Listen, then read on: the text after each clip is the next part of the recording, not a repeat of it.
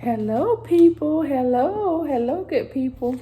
This is Lady C, and I know that I told you all a few days ago that I wanted to talk about the book of Exodus, and I want to talk about Moses because there are a lot of profound things, powerful and miraculous things in the book of Exodus.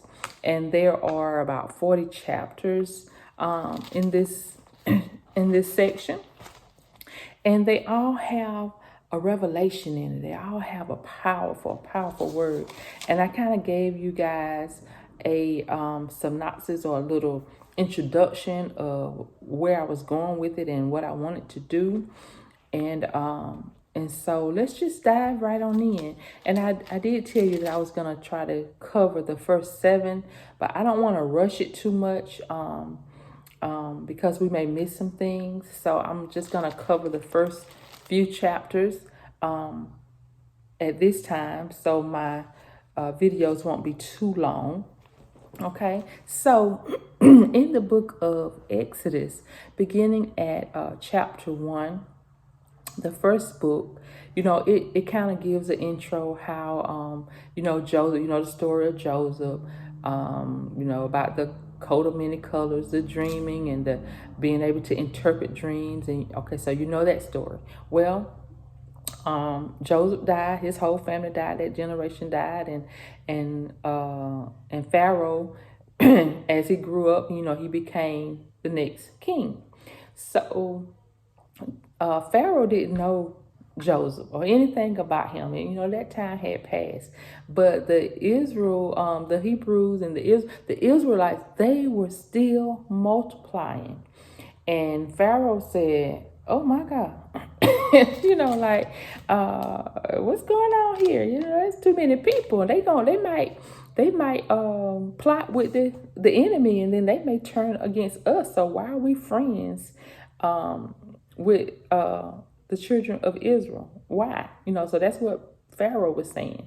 So they kind of turned them back into slaves. And, Joseph, they had worked all of that out. They were free. They were walking around, having a good old time. They were fruitful and multiplying and just having a good old time. But Pharaoh, he didn't see fit to let that stay like that, So, okay, so in chapter 1, that's where we're at. Then what happened was the Pharaoh said to the Hebrew midwives. So he had the men working as slaves, doing hard labor, brick mortar and masonry, not masonry, but brick mason. Brick mason. All right, so that's what the men were doing, but the wives were like midwives, so they was delivering babies from everywhere. So Pharaoh told the Hebrew midwives, when they see their people giving birth to a male, then kill it. And I guess he didn't have sense enough to think that they went, that they were gonna kill their own. Well, they feared God. They had a reverential fear for God. So no, they didn't kill their own. They did make up a little story, and they said, well, these Hebrew women, they are fast, and by the time we get to them to try to help them deliver their baby, baby don't spit that baby out. So that's basically what they told Pharaoh. So then Pharaoh, he said, all right. So he didn't believe him, because he told his own Egyptians, okay, all right, I got something for that. All right, Egyptians, I need for you guys, you go and seek them out. And then if you see a son being born by the Hebrews, then you kill. So he gave it over to over to his own people as a task. Okay, so remember now, Pharaoh was afraid of the multitude of people that just kept coming. So in chapter 1, Pharaoh was talking, and in verse 10, he said, Well, go all the way back up to 9. He said, and he said unto his people, behold, the people of the children of Israel are more and mightier than we. Come on, let us deal wisely with them, lest they multiply. And it come to pass that when there falleth out any war, they join also unto our enemies and fight against us. Okay. And so get them up out of the land. So basically, Pharaoh wasn't having it. And then the verse 17, 16 says, and he said, when you do the office of a midwife to the Hebrew women and see them upon the stools, if it be a son, then ye shall kill him. On down in 17 it says, but the midwives feared God and did not as the king of Egypt commanded. And that's where I was talking earlier about, their reasoning behind everything. And they're saying, hey, Pharaoh, because the Hebrew women are not as the Egyptian women. They even put them down. They put down the Egyptian women in front of Pharaoh's face. In verse 19, it said, catch that slickness now. It said in 19, and the midwife said unto Pharaoh, because the Hebrew women are not as the Egyptian women, for they are lively and are delivered, ere the midwives come in unto them. So they were saying, the midwives, well, the Hebrew women, they a little faster. They a little, they spit them out a little bit faster. Your women, y'all, they can't deliver it like like the Hebrew women can.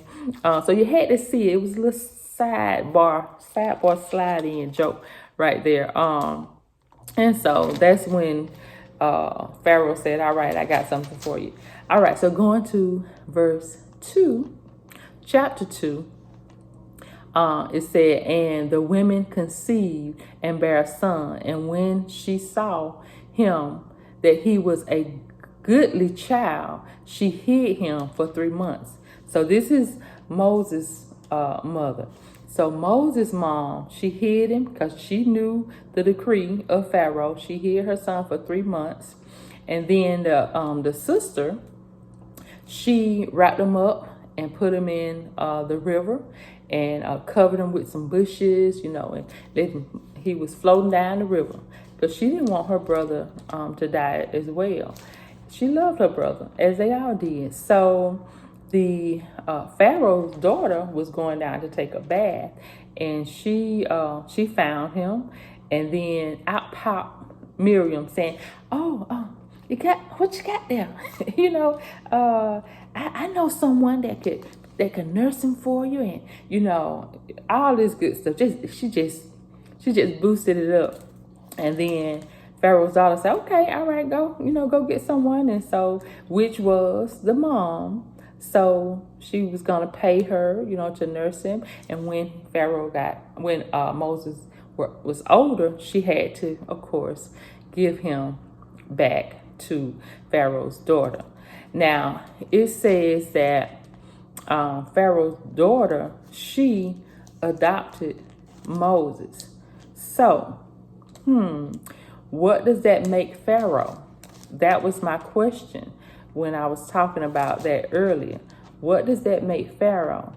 In verse, let's see, 9, 10, in verse 10, and the child grew, and she brought him unto Pharaoh's daughter, and he became her son.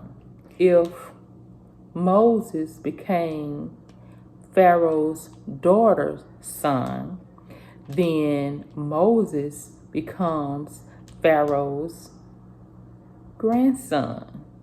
You see that? Pharaoh, the daughter, Moses, the daughter adopted, took Moses in. That makes Moses Pharaoh's grandson. But did Moses claim him? You best believe that he did not. He did not. So then, and along the way, either Miriam or the mom was sneaking back. Somebody was, unless the Lord just dropped some insight on Moses. Moses knew that he was not a part of the Egyptian tribe. And he knew his own people. And when he saw the Egyptians beating up one of his own people, he killed the Egyptian. And Pharaoh was not having that. No, he was not having that even with his own grandson. He was not having it. All right. So, he sought out to kill Moses, and then Moses ran away. So then Moses had to flee, and he ran away from Pharaoh. And so he found a wife, had himself a child, and he was a man. He had to go and live his life. So he had a heart and compassion for his people, but he had to leave. He had to leave Egypt. He was fleeing and running for his life. So one day, God set out a burning bush, and Moses saw that burning bush, and he went over to see what was going on. And God began to speak to him, saying that he wanted him to go back and deliver his people out of the bondage of Egypt. And Moses was saying, this is chapter 3 now. Moses was saying, you sure you talking to me, God? I don't know about that. Who am I? Who am I to do this? And he was saying, yeah, you're the perfect person. If you think about it, to have God to come to you when they have all these other people, when God can choose anybody he wants, but he chooses you, that's awesome. That's powerful. There's nothing like being chosen.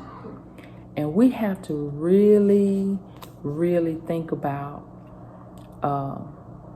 the power of being chosen.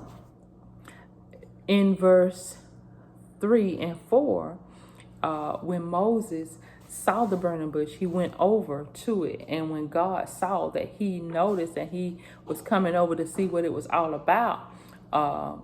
Verse 5 says, and he said, put off thy shoes. So take off your shoes, for this place that you're standing is holy ground. He said, I am God of thy father, the God of Abraham, the God of Isaac, and the God of Jacob. And so Moses hid his face because he feared God. He had a reverential fear. The entire children of Israel had that reverential fear. And so he began to explain. And if you look back in verse 8, it says, and I am come down to deliver the people, to deliver them out of the hands of the Egyptians. And he said in verse 7, and the Lord said, I have surely seen the afflictions of my people. So he was explaining to Moses, I know what's been going on. It has not been that's not been blind to me. It's not, I've been watching, and I've been seeing what's going on. And so in 7, he was confirming all the things that has been going on. He said, I've seen the affliction. I know what the people are going through. I know what Pharaoh is doing to my people. And I've heard their cry. I know they're crying out, for me. And I'm choosing you to go and to deliver my people out of the hands of the Egyptians.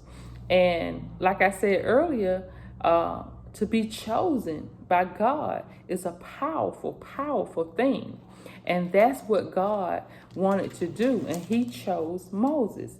Of course, Moses was, fearful. He was timid. He didn't have much confidence, and he just lacked a lot of things. And, he had a reverential fear, but, Moses was hoping that would be enough. I believe in you, in you, God. And can't that just be enough? I don't think I'm great enough to go out to deliver your people. Now I can pray and I can believe in you, but to go out and do some other, some bigger things, I don't know if I'm ready for that. And so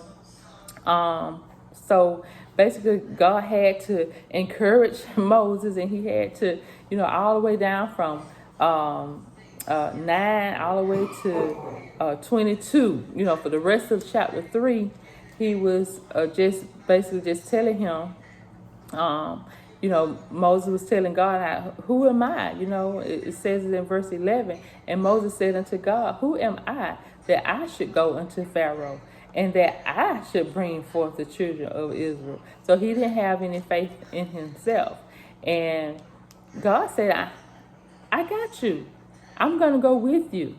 I will be there with thee. That's what verse 12 says. Certainly I will be there with thee, and this shall be a token unto thee, and that I have sent thee, when thou hast brought forth the people out of Egypt. So this is what God was sharing with Moses.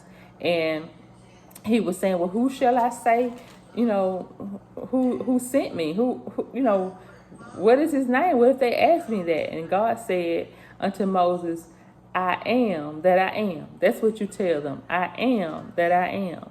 And so all this time he was just trying to get Moses to have a little faith and have some confidence, so he could do the work that he wanted Moses to do for him. And towards the end of chapter 3, on down to 21, it says, and I will give this people favor in the sight of the Egyptians, and it shall come to pass that when ye go, ye shall not go empty. And he talked about what he was going to do for them. Every woman shall borrow of her neighbor, and of that journeyeth in her house, that stays in the house, the jewelries of silver and gold, and remnants, and he just talked about what he was going to do for him.